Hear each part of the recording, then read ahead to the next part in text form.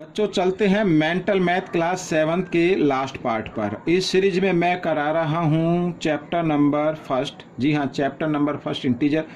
और मैं हूँ हरी सर। आप देख रहे हैं आपका अपना यूट्यूब चैनल चलो कदम बढ़ाए। तो मैंने इसमें सभी मोस्ट इम्पोर्टेंट क्वेश्चन लिए हैं जिसमें बच्चे अक्सर कन्फ्यूज हो जाते हैं। आइए करना शुरू करते हैं। तो यहाँ पर बच्चों क्वेश्चन नंबर हम 9 तक तो कर चुके हैं। अब हम क्वेश्चन नंबर 10 करने वाले हैं, लेकिन आपके मेंटल मैथ में क्वेश्चन नंबर 25 रहेगा। ठीक है, तो इसका आप जरा ध्यान देना। कभी आप इसको देखिए कि 10 क्वेश्चन नंबर 10 दिया हुआ है लेकिन 10 उसमें है नहीं ये, तो वो मेंटल मैथ में क्वेश्चन नंबर 25 है। ठीक है, आइए करना शुरू करते हैं। देखिए यहाँ पर जो बेस है वो माइनस में है और 1 है, और पावर यहाँ पर देखो ये है क्या, क्योंकि मैं पहले बता चुका हूँ कि यदि पावर ओड हो तो आंसर हमेशा किस में आएगा, माइनस में आएगा। और 1 देखो यहाँ पर मैं आपको बताता हूँ, ये आपको याद रखना है। अगर बेस -1 है और पावर क्या, इवन नंबर, ठीक है, इवन नंबर है, तो आंसर उसका क्या होगा, +1 होगा। और बेस माइनस में है, 1 है यानी -1 है, और यहाँ पर है ओड, पावर कितनी है, ओड नंबर, तो उसका आंसर -1 आएगा। ठीक है, अब यहाँ पर 27 है, 27 तो ओड नंबर होता है, तो यहाँ पर जो आंसर आएगा वो आएगा -1। ठीक है, ये, और क्योंकि बीच में मल्टीप्लाई का साइन है तो मल्टीप्लाई लगा देते हैं। अब बाद में देखो -1 है, यहाँ पर जो बेस है वो -1 है और पावर ओड नंबर है, तो इसका भी आंसर क्या होगा, -1 होगा। अब इन दोनों को मल्टीप्लाई करना, माइनस माइनस क्या हो जाते हैं, प्लस हो जाते हैं, तो आंसर क्या आएगा, 1 आएगा। ठीक है, आइए करते हैं नेक्स्ट क्वेश्चन।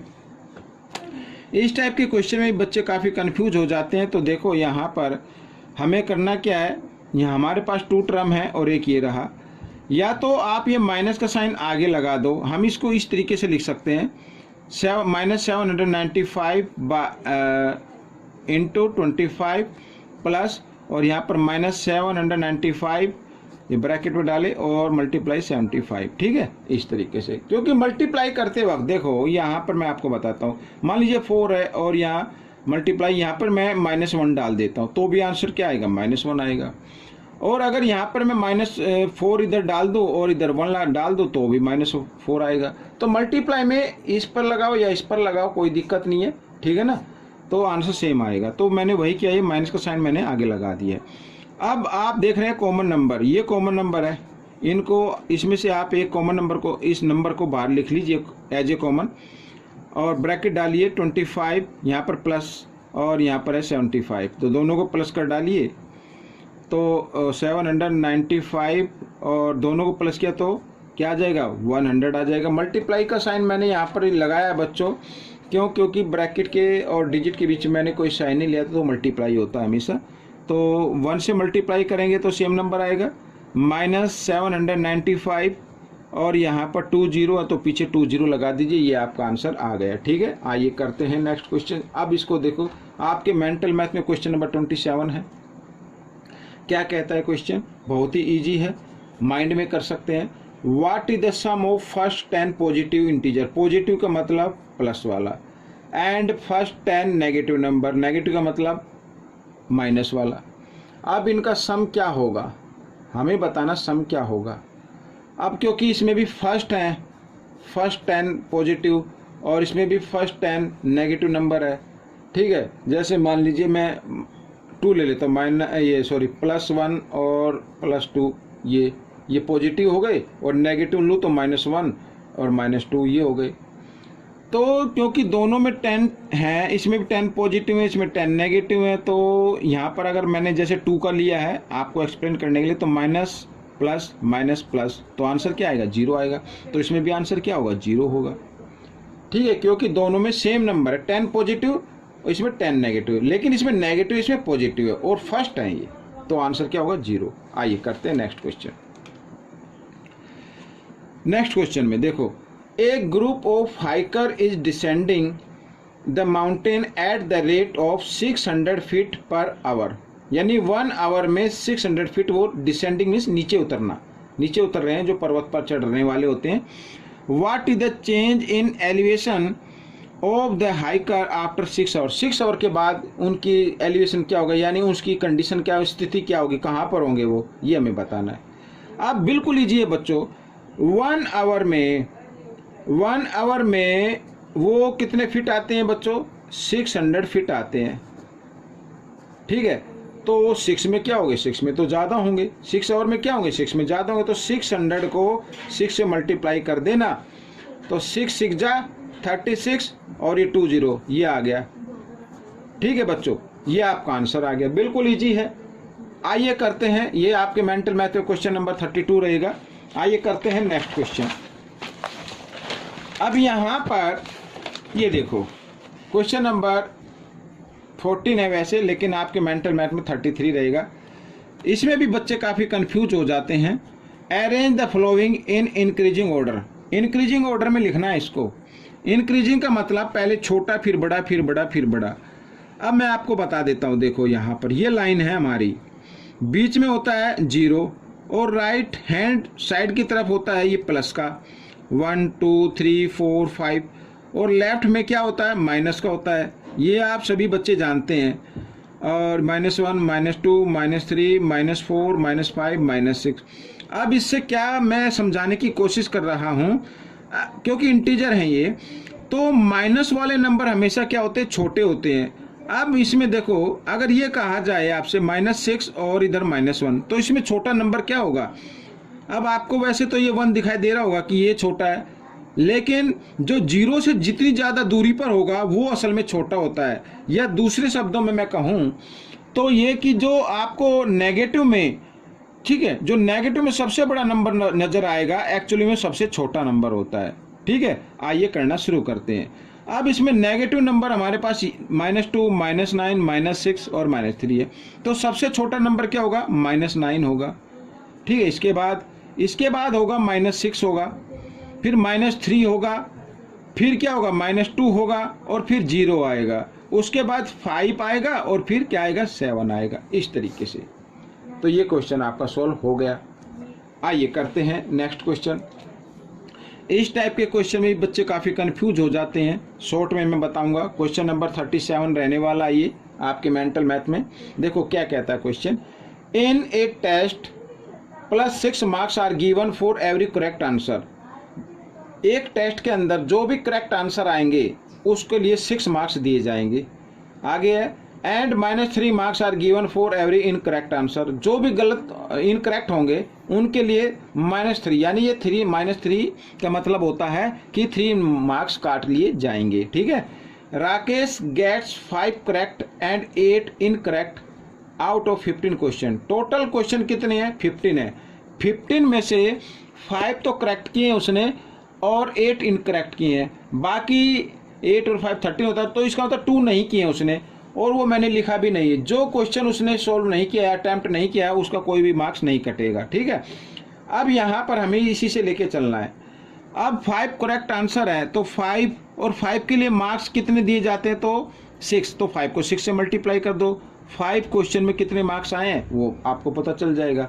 प्लस करना है, इनकरेक्ट कितने किए हैं, 8, और 8 के लिए मार्क्स कितने गिवन है, -3, तो इसको -3 से मल्टीप्लाई कर दो। इस तरीके से आपको करना है। 6 5 जा होता है 30, और यहाँ पर ये प्लस कर देता हूँ, 8 3 जा होता है 24, लेकिन -24 आएगा। 30 -+-24, और 30 में से 24 माइनस कर देंगे तो 6, तो उसका जो व्हाट इज टोटल स्कोर रहेगा उसका 6 मार्क्स आए उसके, ठीक है। कहाँ पर उसके 30 आने चाहिए थे, लेकिन उसे इनकरेक्ट कर दिए, तो इनकरेक्ट में -24 हो गए, ठीक है। तो इस तरीके के क्वेश्चन काफ़ी पूछे जाते हैं। तो ये तो देखो मैंने एक्सप्लेन किया तो थोड़ा टाइम लग गया, लेकिन आप माइंड में इसको इजीली कर सकते हैं। आइए करते हैं next question. Find the product find out करना फर्स्ट 4 ओड नेगेटिव इंटीजर, ठीक है। फर्स्ट 4 ओड नेगेटिव नंबर -1, और ओड लिखने हैं -1 -3 और -5 और -7। ये इनका प्रोडक्ट फाइंड आउट करना तो मल्टीप्लाई इस तरीके से करना होगा।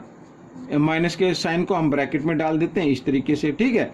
अब माइनस प्लस ये हो गया।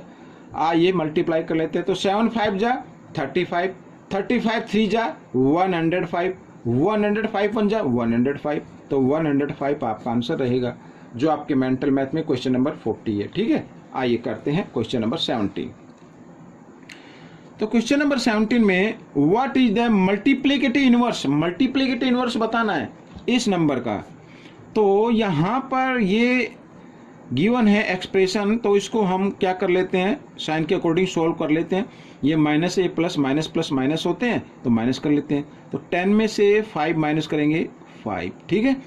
यहाँ पर आ गया बच्चों 4, यानी 14 मान लीजिए। 14 में से 8 माइनस करेंगे 6, और बड़े नंबर के सामने माइनस है इसलिए माइनस का आ जाएगा, 65 आ गया। अब इसका मल्टीप्लिकेटिव इनवर्स बताना है, यानी मल्टीप्लिकेटिव इनवर्स क्या होता है, एक ऐसा नंबर इस नंबर को और जो मल्टीप्लिकेटिव इनवर्स नंबर आएगा ये निकालना है हमें, उन दोनों को आपस में सोल्व करे तो आंसर क्या आता है, 1 आता है। ठीक है, तो कहने का मतलब है जो भी नंबर आए उसका आप रेसिप्रोकल कर दीजिए। अब -65 बाई यहाँ पर कुछ है तो 1 मान लीजिए। अब इसका रेसिप्रोकल नंबर क्या होगा, यहाँ पर मैं लिख देता हूँ, तो 1 आ जाएगा ऊपर, माइनस का साइन ऊपर ही रखना है, और 65 ये आपका आंसर रहेगा। ठीक है, आइए चलते हैं नेक्स्ट क्वेश्चन पर। अब देखो यहाँ पर ये बोर्ड मास का क्वेश्चन आ गया, 42 क्वेश्चन है मेंटल मैथ में, और इसको कर लेते हैं सोल्व। अब देखो तो बोर्ड मास का रूल क्या कहता है, पहले हमें डिवाइड को सोल्व करना है। ये डिवाइड, यहाँ पर डिवाइड का साइन है -2 और -8 के बीच में, तो इससे आगे जो संख्या लिखी है उसे यूं लिख लीजिए। और माइनस माइनस प्लस हो जाते हैं, डिवाइड में भी, मल्टीप्लाई में भी होते हैं और डिवाइड में भी हो जाते हैं। तो 8 को 2 से डिवाइड करेंगे तो 2 4 जा, ये प्लस का साइन आ जाएगा यहाँ पर, 2 4 जा 8, तो 4 आ गया, और मल्टीप्लाई 3। ठीक है, इस तरीके से। अब बोर्ड मास का रूल कहता है कि क्या करना है, मल्टीप्लाई कर देना है। तो 4 3 जा कितना होता है, 12। अब यहाँ पर देखो 20 और ये 12, 20 में से 12 माइनस कर दीजिए, 8 आ गया, लेकिन बड़े नंबर के सामने माइनस, इसलिए -8 आ जाएगा आपका आंसर। ठीक है, तो इस तरीके से क्वेश्चन सोल्व हो गया। आइए करते हैं नेक्स्ट क्वेश्चन। ये क्वेश्चन भी काफ़ी इंटरेस्टिंग है और बच्चे काफ़ी कंफ्यूज होते हैं इसके अंदर भी। देखो क्या है, an elevator descending into a mine shaft at the rate of 7 metre per minute, यानी स्पीड है, ठीक है, एलिवेटर की। If the descend start 5 metre above the ground level, how long will it takes to reach. तो हमें बताना है वो नीचे तक पहुंचने में कितना टाइम लगेगा उसका। ठीक है, टू रीच -205 मीटर। अब ये समझ लो ये ग्राउंड लेवल है और एलिवेटर है यहाँ पर एलिवेटर है, तो ये तो है 5, और उसको नीचे आना है, यहाँ पर आना है, मान लीजिए यहाँ पर आना है उसे, और इसकी जो डिस्टेंस है वो है 205 मीटर। ठीक है, यही तो है 205 मीटर। 1 मिनट, हाँ ये देखो 205 मीटर है। अब टोटल डिस्टेंस कितनी हो गई, टोटल डिस्टेंस हो गई उसकी, यहाँ पर मैं लिख लेता हूँ शॉर्ट में, टोटल डिस्टेंस, क्योंकि मेंटल मैथ है तो थोड़ा शॉर्ट में मैं आपको बता रहा हूँ। टोटल डिस्टेंस हो जाएगी उसकी 205 और 5 3 210 हो गई। ठीक है, 210 हो गई, ये तो डिस्टेंस हो गई। अच्छा, स्पीड क्या है, स्पीड है उसकी एलिवेटर की 7 मीटर पर मिनट। ये तो हमें बताना टाइम, तो टाइम फाइंड आउट करने के लिए फॉर्मूला आपको लगाना है टाइम। तो टोटल डिस्टेंस बाय स्पीड, ये 7 1 जा 7, 7 3 जा 21 0, तो 30 मिनट आ जाएगा बच्चों। ये आपका आंसर आ गया। ठीक है, ये आपका आंसर आ गया। आइए करते हैं इस पार्ट का लास्ट क्वेश्चन, क्वेश्चन नंबर 46 रहेगा मेंटल मैथ में। अब देखो पहले रीड कर लेते हैं। Garvit earns a profit of ₹2 by selling 1 pen. 1 pen को सेल करने पर उसे ₹2 का प्रॉफिट होता है। And suffer a loss of 50 paise bye selling 1 pencil, और 1 पेंसिल अगर वो सेल करता है तो 50 पैसे का उसे लॉस हो जाता है। 1 डे गर्वित अर्न्स ए प्रॉफिट ऑफ ₹10 का उसे प्रॉफिट हुआ। इफ़ ही सोल्ड 15 पेन, यदि उसने 15 पेन बेचे हों तो उसे ₹10 का लॉस हो रहा है, वो प्रॉफिट हो रहा है। लेकिन एक्चुअली में प्रॉफिट क्या होना चाहिए था, ये हमें देखना है। तो 1 पेन पे प्रॉफिट कितना होता है 2 रुपीज़। तो यहाँ पर 15 पर कितना होगा 15 इंटू 2 होगा, ठीक है ना, ये होगा। और प्लस टोटल प्रॉफिट आएगा ना, टोटल प्रॉफिट के लिए प्लस करते हैं। तो यहाँ पर हमें, चलो पहले मैं आपको बता दूँ, तो उसे होना चाहिए 30 रुपीज़ का प्रॉफिट होना चाहिए, लेकिन प्रॉफिट कितना हुआ 10 रुपीज़ का हुआ। अगर हम इसमें से 10 रुपीज़ माइनस कर दें तो इसका मतलब 20 रुपीज़ आया, तो 20 रुपीज़ का लॉस हुआ होगा, तभी तो 10 रुपीज़ का प्रॉफिट हुआ।